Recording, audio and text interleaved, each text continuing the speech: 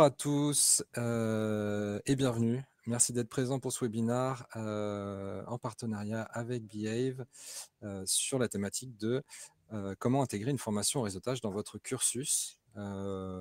Pour cette présentation, on a la chance d'être accompagné par Jean-Baptiste Morin, qui est Bonjour à tous. fondateur de Behave et carriérologue. Est-ce que tu veux en dire un peu plus? Oh bah oui, carriérologie, en quelques mots, c'est un mot qui existe vraiment. Hein. On pourrait, c'est les Canadiens qui ont inventé ce mot-là il y a une cinquantaine d'années. On pourrait dire, c'est pas tout à fait le cas, mais j'aime bien le présenter comme ça.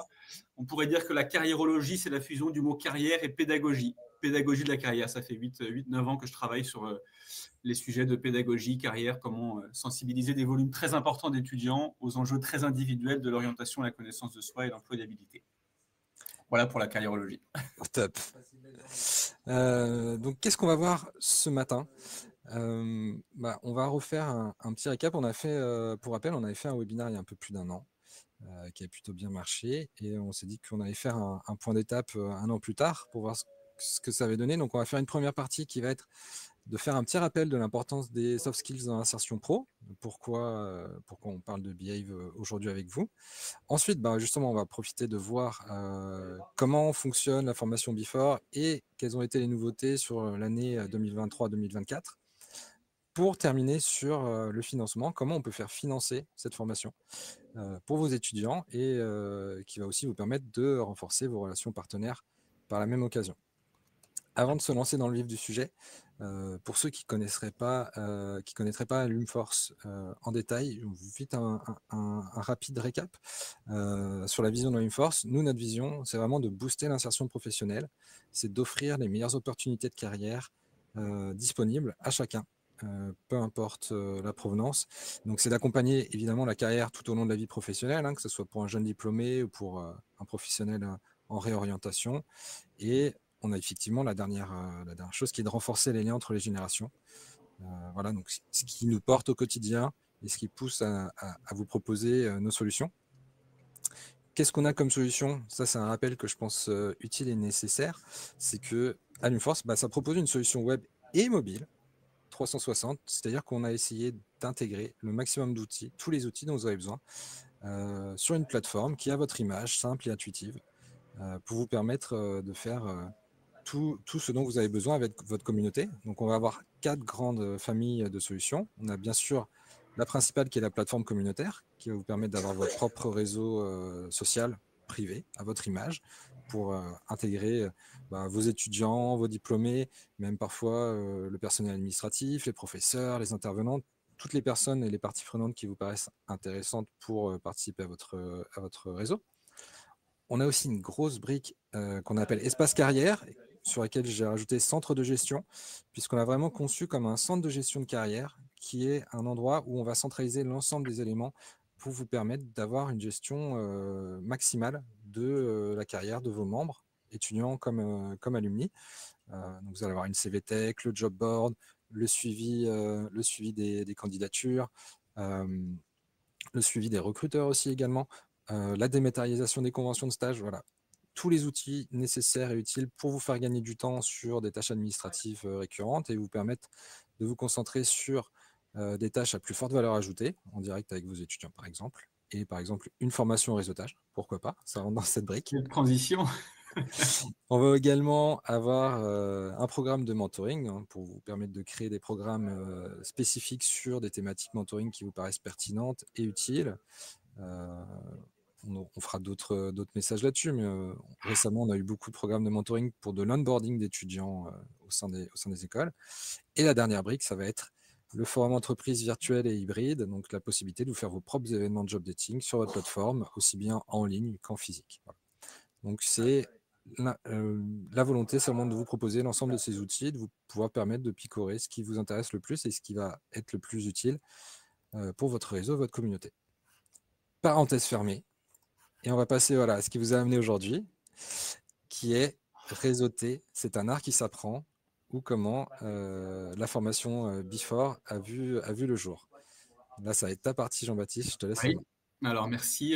Donc, réseauter est un art qui s'apprend. Peut-être revenir sur juste la slide d'avant pour Cette phrase-là, en fait, c'est un peu la punchline, la promesse. L'idée, c'est de démystifier, désacraliser, démocratiser ce mot réseau qui souffre parfois, notamment chez les jeunes adultes, d'une certaine connotation, je ne veux pas dire péjorative, mais un peu ah bah, réseauter, c'est pas pour moi, je ne suis pas à l'aise, etc.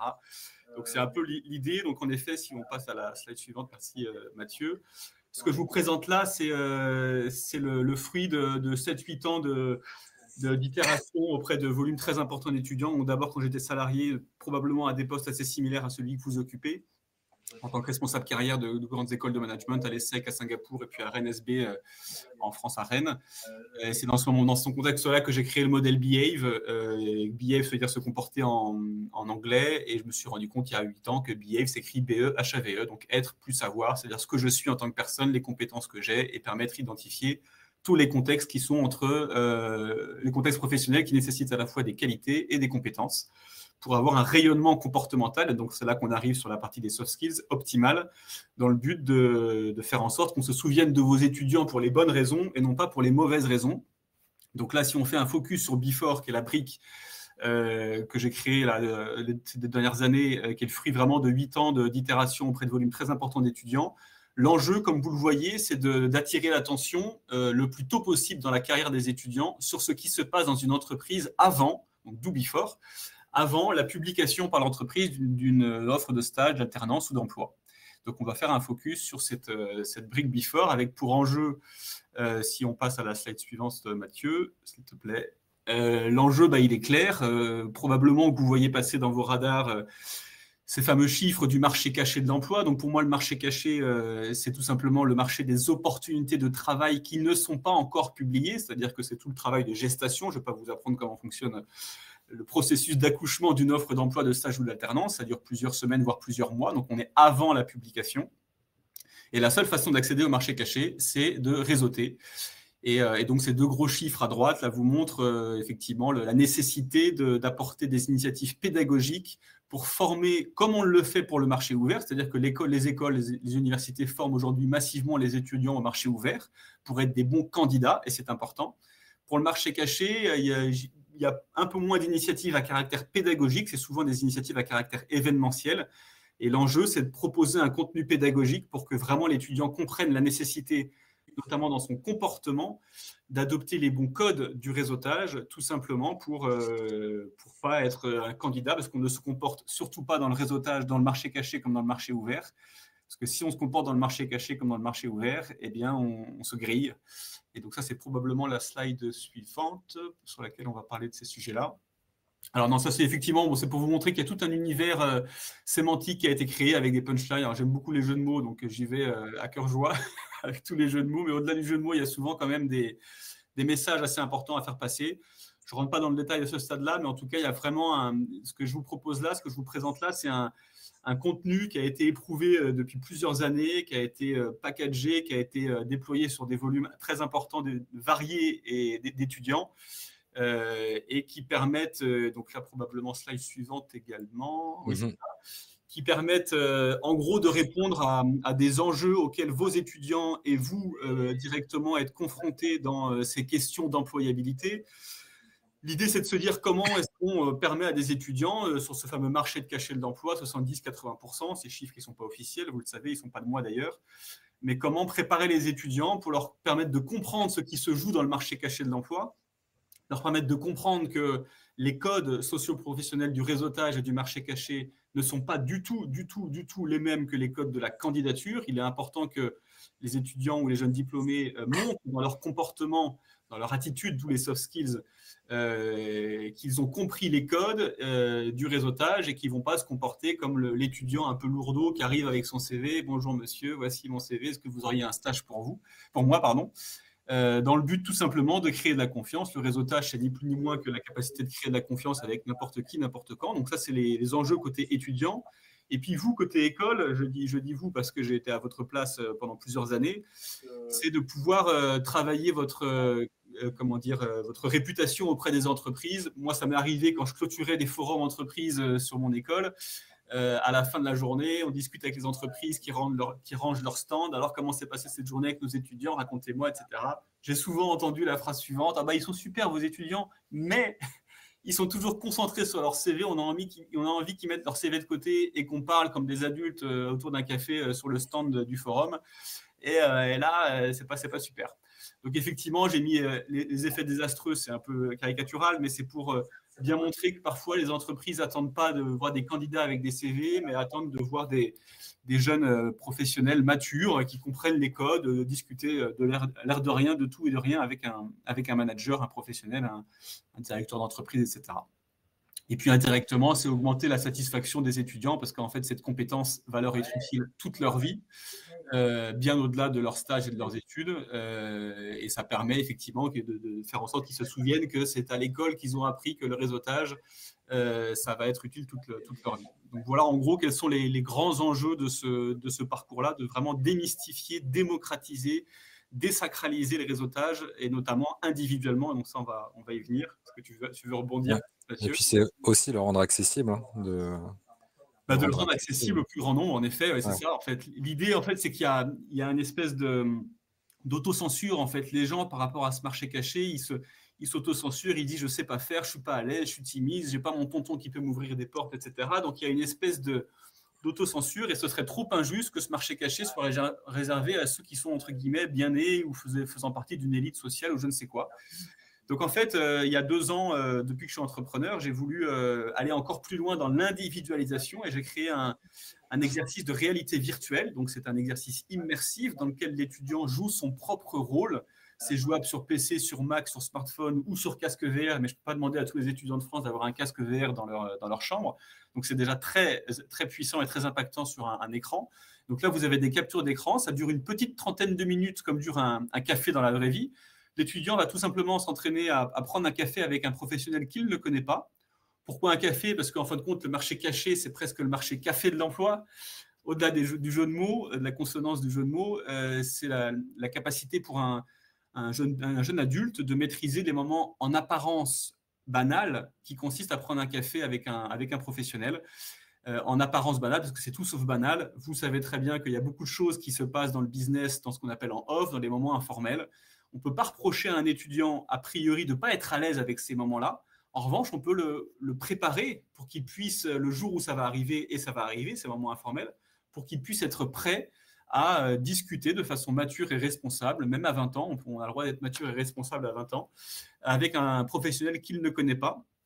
Et donc, cette expérience, là, vous avez l'étudiant joue son propre rôle, ce qu'il va faire ou ce qu'il va dire va avoir un impact sur la suite du scénario. Plus il maîtrise l'art de la rencontre, c'est-à-dire que moins il est focalisé sur sa recherche de stage et plus il est focalisé sur le business, plus il avance dans le scénario et moins il est focalisé sur le business et s'il sort son CV dans l'ascenseur, etc., il se prend un taquet. L'algorithme identifie qu'il a prononcé avec sa bouche le mot CV, alternance, emploi, etc. et ça bifurque vers une fin anticipée où son interlocuteur se vexe tout simplement en disant écoutez, on ne s'est pas compris, moi je ne suis pas là pour vous trouver un stage, je pensais qu'on allait parler business, etc. Et à la fin du scénario optimal, la personne lui dit écoutez, j'ai mon rendez-vous qui va arriver, j'ai passé un très bon moment avec vous, je vous le dis en avant-première, donc do before, dans un mois on publie une offre, je vous l'envoie en avant-première, vous me dites si ça vous intéresse et j'aimerais bien qu'on s'en reparle parce que votre profil m'intéresse et puis vous n'êtes pas comme tous les autres étudiants là, à balancer votre CV, là c'est pénible, vous c'est différent et je veux vous revoir. Donc l'étudiant comprend sans avoir à avoir parlé de CV, de lettre de motivation ou de recherche, il comprend en ayant adopté les bonnes attitudes comportementales et socio-professionnelles qu'il a eu accès avant tout le monde à une information précieuse, à savoir la publication à venir d'une offre d'emploi. Donc ça, c'est cette brique d'innovation pédagogique, de la réalité virtuelle individualisée. Et en fin de compte, Before, c'est un parcours un peu plus complet, qui est vraiment très compact. En fait, j'ai vraiment créé ce que j'aurais adoré pouvoir acheter quand j'étais à votre place. Un parcours compact qui peut se déployer sur une dizaine de jours. C'est déjà le cas sur une quinzaine d'écoles aujourd'hui depuis l'année dernière. Et les 10 premiers jours, en fait, les étudiants, ils ont accès autant de fois qu'ils veulent à un petit module de e-learning de 20 minutes dans lequel on explique le marché caché. Ça marche très bien parce qu'en fait, l'étudiant comprend la nécessité d'adopter son comportement dans le marché caché et il comprend d'où vient le marché caché. Donc ça, on le tient intellectuellement. Et ensuite, autant de fois qu'il veut, dans les 10 jours qui précèdent cet atelier de 3 heures, autant de fois qu'il veut, il fait cet exercice de réalité virtuelle. Il va explorer tous les scénarios, etc., tous les embranchements pour aller jusqu'à la fin du scénario. Il comprend pas ce qui se passe, peu importe. Et puis au bout de 10 jours, il se retrouve dans un atelier de 3 heures en face-à-face pédagogique avec un formateur. dans lequel on rentre vraiment dans la finesse, dans la dentelle de la pédagogie du réseautage. C'est des ateliers qui sont déployés depuis près de 8 ans auprès de près de 6-7 000 étudiants maintenant, qui sont très appréciés des étudiants parce que c'est une prise de recul. En fait, l'enjeu de ces 3 heures et en fin de compte de ce parcours, c'est de faire une espèce de déclic, un déclencheur de maturité professionnelle. L'étudiant, il comprend grâce à la VR et grâce aux 3 heures ce qui se joue dans le réseautage. Tout ça a été démystifié. Il a tout en main pour pouvoir identifier par lui-même ses propres ressorts comportementaux pour générer un climat de confiance lorsqu'il va rencontrer des gens de façon prévue ou imprévue dans des contextes informels. Donc voilà un peu l'enjeu de ce parcours Before qui est très compact. Ça, c'est une des forces, hein. C'est une des forces de la formation, je trouve, personnellement, qui est d'avoir une autonomie sur le virtuel, sur la partie réseautage grâce à la réalité virtuelle, et le fait de pouvoir se confronter après en atelier avec des professionnels et coachs, on le verra un peu plus tard, en présentiel, dans les écoles, etc., de matérialiser cette expérience. Et c'est ça, en fait, ces deux pendants, et on le verra après, hein. De toute façon, on va parler des datas que tu as réussi à récolter. Parce que vous le voyez en effet déjà sur cette slide-là, vous voyez qu'à 2 moments, je demande aux étudiants, donc massivement, je leur demande leur avis pour savoir ce qu'ils ont pensé de ce contenu-là. Et je vous montrerai dans quelques slides, dans quelques minutes, quelques-unes de ces datas macro qui vont vous permettre de pouvoir qualifier et quantifier ce qu'ils en pensent. Avant de poursuivre, je tenais à préciser, hein, si jamais vous avez des questions, n'hésitez pas, vous avez le chat à disposition. Je le regarde en même temps, je relayerai vos questions à Jean-Baptiste. Donc n'hésitez pas. Et ensuite, pour la suite de la présentation, voilà, je vous avais dit que l'année dernière, on avait fait un webinaire il y a 1 an, quasiment tout pile. Ça a été notamment l'occasion que plusieurs de nos partenaires ont testé Before après cette présentation. Et donc toi, ça t'a permis aussi de pas mal développer l'activité et d'avoir beaucoup de retours qu'on va justement partager aujourd'hui dans cette session. Exactement. Donc effectivement, ce webinaire a été un vrai coup de boost. Donc là, vous avez sous les yeux les écoles, universités, écoles de management, écoles d'ingénieurs, universités publiques, privées, qui ont testé et puis qui sont en train de renouveler pour l'année à venir donc le parcours Before dans son intégralité et qui représente à elle toute, je dirais, un bon panel de l'enseignement supérieur français avec du public, du privé, école d'ingénieurs, BTS, IUT. Alors IUT n'est pas encore, mais école de management, etc. Et en effet, ça fait que pour cette année académique qui est en train de se terminer, ça fait un peu plus de 1700 étudiants qui ont été formés à Before, parfait, avec donc s'il fallait faire des stats très macro, à gauche de votre écran, vous avez les stats sur la partie asynchrone, c'est-à-dire l'accès à la réalité virtuelle et au petit module e-learning. Donc là, les chiffres que je vous donne, c'est des chiffres de la réalité virtuelle. Donc les 1700 étudiants de ces 12 écoles-là, il y a eu 3218 sessions de réalité virtuelle qui ont été ouvertes, ce qui représente à l'échelle nationale, en tout cas sur toutes ces écoles-là, 42 000 minutes d'individualisation, soit 700 heures, soit 29 jours en cumulé. Donc ces chiffres-là, c'est maintenant que les écoles n'ont pas eu à organiser de sessions de 25 minutes avec des étudiants en salle B3, avec des gens qui acceptent de simuler un jeu de rôle dans une salle pour simuler le fait de prendre un café comme on le ferait dans un job dating, par exemple, ce qui fait en moyenne 25 minutes et demie par étudiant dans l'exercice de réalité virtuelle. Donc ça vous donne un aperçu de la force de frappe et d'individualisation que permet cet exercice, cette brique pédagogique, cette brique d'innovation pédagogique à la réalité virtuelle, sur un volume très important, et ça vous donne des perspectives sur comment compléter ça, avec notamment du contenu. Donc là, sur la partie droite, vous avez sur toutes ces écoles à peu près 75 ateliers de 3 heures, en petits groupes de 20 étudiants. Idéalement, ça peut se faire sous format conférence, mais l'optimal, c'est en petits groupes de 3 heures. Ce qui fait à peu près 225 heures de transmission en face-à-face pédagogique. Et donc, effectivement, ce contenu-là, donc je parle des 3 heures en face-à-face pédagogique, il est permis, donc si tu passes à la slide suivante, Mathieu, il est permis par une équipe d'une vingtaine d'intervenants qui connaissent Behave et Before depuis plusieurs années maintenant, et à qui je confie une bonne partie de ces ateliers Before. Donc, en fait, je n'ai pas inventé le réseautage, mais on a simplement structuré une pédagogie pour harmoniser le contenu. Et donc, cette vingtaine d'intervenants, ils sont déjà rompus à l'exercice de l'animation de ces ateliers-là, ce qui permet d'harmoniser à l'échelle nationale, en tout cas sur beaucoup d'écoles, ce contenu et de déployer toutes ces stats, tous ces contenus pédagogiques sur des volumes importants d'étudiants. Et donc maintenant, comme on dit, place aux chiffres, puisque tu fais tes 2 questionnaires. Là, on a les retours directs des étudiants. Et donc, Oui. c'est vraiment aussi l'occasion de vous montrer que Before, ça évolue. Il y a même une slide dédiée à l'évolution de Before par rapport aux retours et résultats que peuvent donner les gens qui essayent le parcours. Donc là, je te laisse commenter. Alors en effet, donc effectivement, les 2 slides qui vont suivre, donc celle-ci et la suivante sur fond jaune, c'est l'avis des étudiants sur l'exercice de réalité virtuelle juste après l'avoir fait. C'est-à-dire que c'est avant les ateliers et c'est juste après l'exercice de réalité virtuelle. Donc là, les 1700 répondants, ils disent à 70% qu'ils ont trouvé l'exercice embêtant, c'est-à-dire solide, et 30% l'ont trouvé embêtant, c'est-à-dire un peu ennuyeux. Comment je peux expliquer ce chiffre-là? Donc globalement, attends, tu peux laisser la première juste, merci. Globalement, le 70 en béton, ça montre qu'effectivement, il y a un vrai intérêt sur le fait de se projeter dans cet univers-là. Les 30% en béton, on peut l'expliquer de différentes façons, et j'en parlerai dans quelques minutes. Soit parce que le réseautage peut être effectivement naturel pour certaines personnes. Il y a certaines personnes qui ont ça dans le sang, en fait, qui sont naturellement à l'aise avec ça, et peut-être que dans ces 30%, et de toute façon, j'ai plein d'autres slides que je n'ai pas mis dans ce webinaire-là, mais qui permettent de nuancer ces sujets-là, pour lesquels les étudiants ont trouvé ça intéressant, mais qu'ils n'ont pas appris grand-chose parce qu'ils ont déjà ça dans le sang. Soit parce que c'est la question du positionnement de Before dans le parcours. Peut-être que certains étudiants ont trouvé que c'était trop tard dans leur parcours et ils ont pu, et ça je vous montrerai juste après aussi, ils auraient préféré l'avoir plus tôt. Soit parce que ça peut arriver, ils ont mal lu les spécifications techniques et ils l'ont fait sur Mozilla plutôt que sur Chrome, et donc du coup ça bug un peu sur Mozilla, ou ils n'ont pas une bonne connexion, et donc du coup ça rame un peu. Ça, c'est la latence inhérente à des aspects techniques, mais c'est quand même assez minoritaire. Donc voilà comment on peut expliquer cette proportion, mais il y en a 70% qui ont trouvé ça embêtant. Alors quelques slides supplémentaires pour illustrer encore plus le propos. Toujours sur fond jaune, c'est l'avis des étudiants sur cet exercice, ce scénario. À l'issue de l'expérience, que pensez-vous de l'aisance espérée de l'étudiant à faire la part des choses, à sortir solidement sensibilisé aux enjeux du réseautage, à s'approprier les enseignements par lui-même? Moi, je considère, vous pouvez avoir un avis différent, mais quand je décortique mes retours, je considère qu'au-delà de 7, jusqu'à 7 et au-delà, à partir de 7 et au-delà, c'est objectif atteint.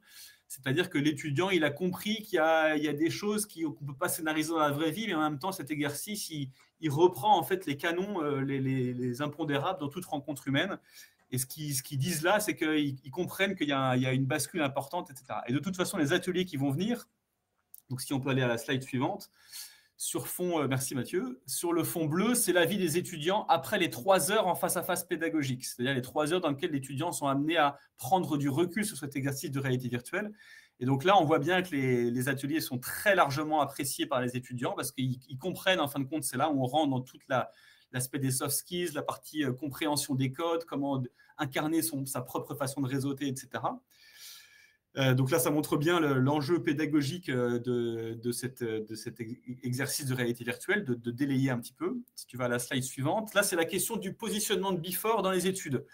La plupart des étudiants, à ce stade, ont suivi Before plutôt en fin d'études. Mais ce qui est intéressant, c'est qu'on a pu réajuster et vous voyez qu'il y en a la plupart qui disent qu'ils auraient préféré, donc là, presque la moitié, qu'ils auraient préféré avoir ça plus tôt dans leurs études.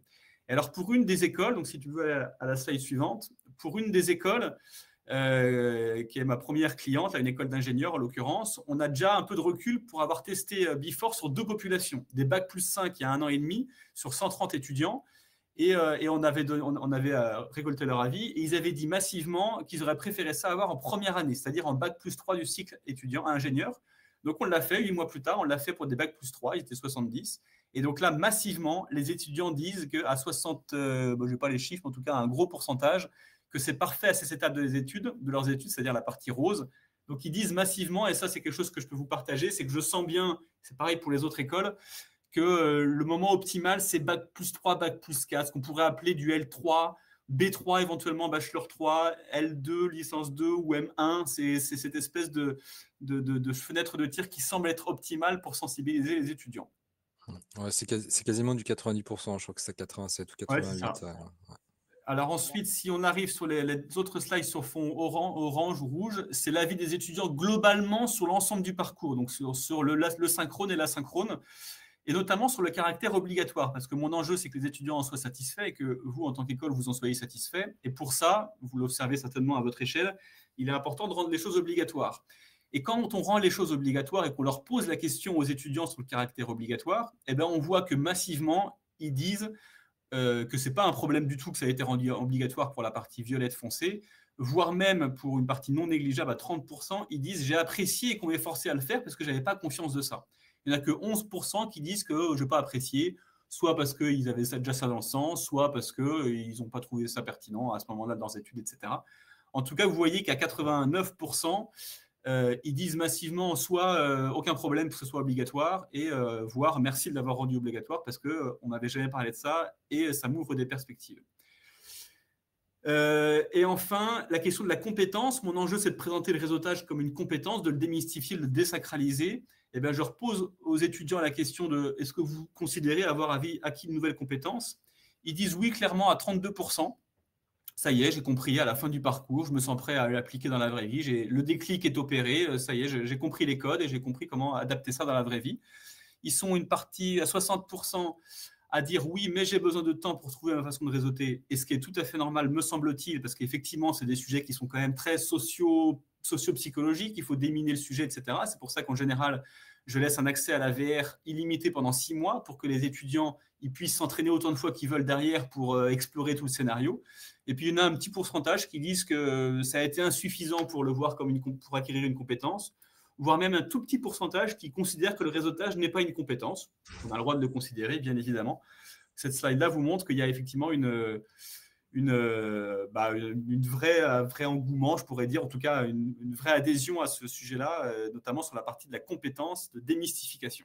Il me reste, je crois que tu m'avais dit 2 minutes pour aller jusqu'à la fin. Ouais, donc là c'est vraiment des données fraîches qu'on vous donne. C'est vraiment les dernières enquêtes que Oui. toi tu as menées. Donc c'est vraiment quelque chose de récent et qui, du coup, tu fais évoluer Bifor rapidement avec ces infos. On va passer à la dernière partie. Oui. Comment faire financer la formation pour l'intégrer au programme pédagogique? Alors, donc effectivement, donc Bifor, comme je vous le disais avant de passer à la slide suivante, ouais, c'est ça, tu peux même la mettre si tu veux. Bifor, donc j'ai conçu quelque chose que j'aurais adoré pouvoir acheter. Donc je suis conscient de vos enjeux logistiques, pédagogiques et financiers pour déployer ce genre de parcours qui est très compact. Hein, c'est 3 heures en face-à-face pédagogique et à peu près 1 heure, 1h15 en asynchrone. Donc là, c'est du en ligne, donc là, c'est très simple. Donc en fait, il y a 2 modes de financement. Soit c'est vous, en tant qu'école, qui identifiez que c'est votre rôle de sensibiliser vos étudiants à ce sujet-là dans votre cursus académique et pédagogique, et du coup, vous le financez en tant qu'école, en tant qu'acteur pédagogique pour vos étudiants. Soit, et ça, je lance ça depuis début janvier, là, je fais bien sûr beaucoup de veille dans mon métier auprès des entreprises. Je ne vais pas vous faire un schéma sur ce qui se passe en ce moment dans les entreprises avec des enjeux forts de marque employeur, de visibilité, d'attractivité des talents, des jeunes talents, etc. Et donc, j'ai lancé une brique qui s'appelle Between. Donc, c'est la deuxième partie. C'est en fait, l'idée, c'est comment, dans le but, si tu peux passer en effet maintenant à la slide suivante, Mathieu, c'est comment, dans le but, pourquoi pas aussi vous, de renforcer les liens avec vos entreprises partenaires stratégiques. Je sais que probablement, vous avez des entreprises pour lesquelles vous souhaitez apporter du soin en particulier pour pérenniser des relations. Eh bien, j'ai lancé la brique Between. En fait, Between, ça n'est que entre guillemets, une coquille, c'est un nom. C'est faire financer Bifor et permettre à l'entreprise, qui, elle, est confrontée à des enjeux de visibilité, de marque employeur, etc., de se positionner auprès de vos étudiants, auprès d'une promo, par exemple, comme un partenaire carrière donc do between, entre la fin de leurs études et le début de leur carrière. C'est-à-dire que j'ai des DRH qui me disent de plus en plus, il y a tout un tas de prospectives qui arrivent pour le futur du travail, qui montrent que petit à petit, l'entreprise est en train de devenir un partenaire carrière pour les gens, parce que les gens vont partir de plus en plus. En tout cas, ils vont rester de moins en moins longtemps. Et donc, les entreprises sont en train de devoir consentir à ce mouvement-là. Et donc, pour consentir à ce mouvement-là, moi, je leur propose dès le début de rentrer dans cette phase de partenaire carrière. Donc, si tu peux passer à la slide suivante, c'est vraiment de leur permettre de financer, pourquoi pas Bifor, par exemple.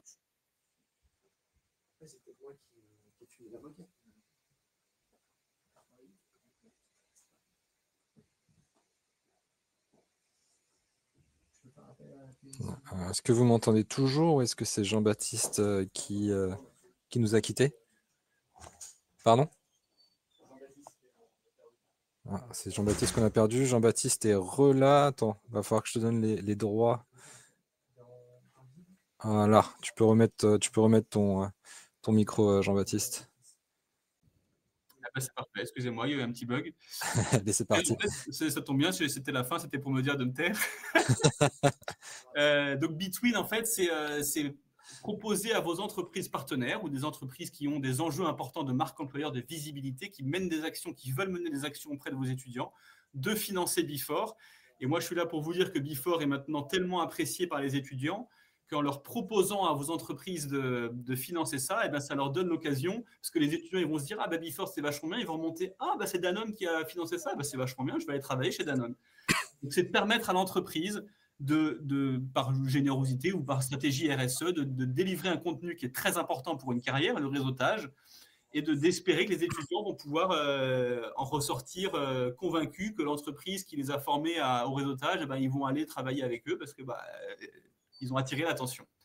Donc ça, c'est quelque chose dont je sens qu'il peut y avoir un intérêt fort de la part des entreprises. Donc là, je lance ça, c'est encore assez nouveau.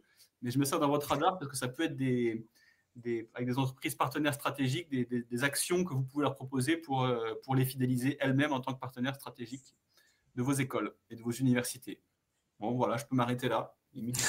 Comme on a commencé avec 3 minutes de retard, je suis presque bon sur la demi-heure. Et ben, ça tombe bien parce que c'est le moment des questions. Donc, si vous en avez, n'hésitez pas, écrivez-les dans le chat. Je vous laisse quelques instants.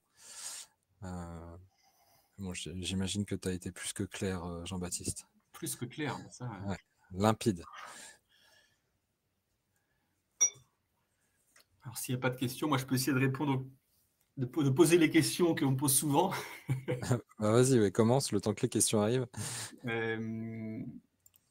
Alors, les questions qu'on me pose souvent. Attendez, alors j'en ai plus si j'en ai. En fait, tu me prends au piège. Je pensais qu'il y en aurait qui viendraient. Les questions qu'on me pose souvent, le caractère obligatoire. Effectivement, le fait de pouvoir le rendre obligatoire, moi, ce qui est intéressant pour vous derrière, c'est que je vous fournis bien évidemment toutes les statistiques individuelles, parce que c'est de la techno, donc j'ai accès à tout. Je peux vous dire individuellement qui a fait quoi, combien de temps il y a passé, etc., pour vous permettre, avec un simple fichier Excel, de valider que ce que vous avez rendu obligatoire, ben, effectivement, l'étudiant l'a bien fait. C'est de l'obligation de moyens. C'est-à-dire qu'on ne peut pas forcer l'étudiant à performer dans... On a reperdu Jean-Baptiste.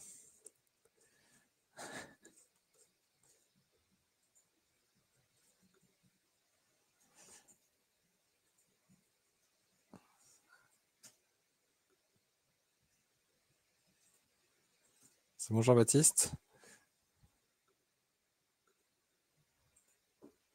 Ah, ça y est.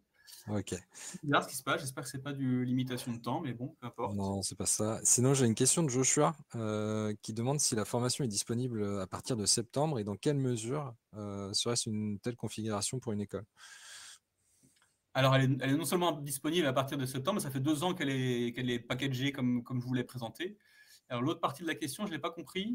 Bah, je sais pas, oui, moi non plus, je ne suis pas sûr de comprendre. Joshua, est-ce que vous pouvez peut-être préciser? Parce que la question telle qu'elle, c'est dans quelle mesure serait-ce une telle configuration pour une école? Mais en gros, la formation Before, tu peux l'implémenter et la lancer à partir de n'importe quel moment dans l'année. Il n'y a pas de... Alors oui, sur le timing, peut-être que c'est la question du timing. Le moment idéal, j'observe un pic entre octobre et décembre, parce qu'effectivement, il faut le voir comme une pédagogie de la graine semée, c'est-à-dire qu'on vient semer la graine du réseautage, je dirais, dans la première moitié de l'année académique, pour que les étudiants aient le temps de maturer, parce que c'est quand même des choses qui ont besoin de maturer. Hein. Il s'agit d'aller prendre un café avec des gens, ou en tout cas comprendre les codes, donc ça demande de maturer un petit peu. Donc le positionnement optimal, c'est entre octobre, le temps que l'année soit commencée, et février maximum. Et donc il a précisé la deuxième partie de sa question qui est quelles sont les étapes à suivre pour mettre en œuvre le parcours Before dans une école? Les étapes à suivre, c'est tout simplement de reprendre contact, que je vous présente un peu plus en détail la façon dont ça se déploie, mais en fin de compte, vous voyez que c'est un parcours qui est très compact. Hein. En fait, il s'agit de bloquer 3 heures, idéalement de mettre en place des petits groupes de 20 étudiants C'est-à-dire que, donc ça, je pense que probablement, si vous êtes là, c'est qu'on est dans les mêmes thématiques, donc vous partagez probablement ce constat. C'est que ce genre de sujets ont d'autant plus d'impact pédagogique sur des groupes restreints. J'identifie que jusqu'à 15-20, c'est vraiment optimal. Au-delà de 20, ça devient compliqué. Mais bien évidemment, le business model, il est pensé pour aussi faire un déploiement massif, notamment en format conférence. Et de toute façon, ce qu'on perd en interactivité dans la conférence, de toute façon, on le garde avec la réalité virtuelle, parce que la réalité virtuelle, c'est éminemment individuel et interactif. Donc, il existe un format conférence qui est tout aussi bon, et qui est bien évidemment moins interactif, parce qu'avec 300 étudiants, on fait moins d'interactions qu'avec 20. Et donc, ça se déploie facilement. Il suffit de trouver des créneaux de 3 heures. Moi, je peux assurer, pour faciliter le déploiement, un seul créneau de 3 heures pour, par exemple, 7 ou 8 groupes de 20, puisque comme j'ai des intervenants que je peux mobiliser, donc le mieux, c'est de s'y prendre le plus tôt possible pour que les créneaux soient figés le plus tôt possible dans les calendriers. Mais comme je peux mobiliser des intervenants en parallèle, eh ben, il y a une facilité de déploiement, puisqu'on prend un seul créneau de 3 heures, le 14 octobre, de 14h à 17h. Et moi, je fais appel à 8 intervenants pour un contenu harmonisé en petits groupes. Donc, les étapes à suivre, c'est on se reparle et puis on Et on avance. lance. Mais du coup, ça serait quoi, ça m'intéresse, le délai de lancement de la VR et après jusqu'au passage à l'atelier? C'est sur Ah un bah 10 délai jours. de Le délai dizaine de jours? optimal, c'est 10 jours. C'est-à-dire qu'il faut, ça peut aller jusqu'à 15 jours, ça dépend en fait des écoles, mais il faut que ce soit assez court.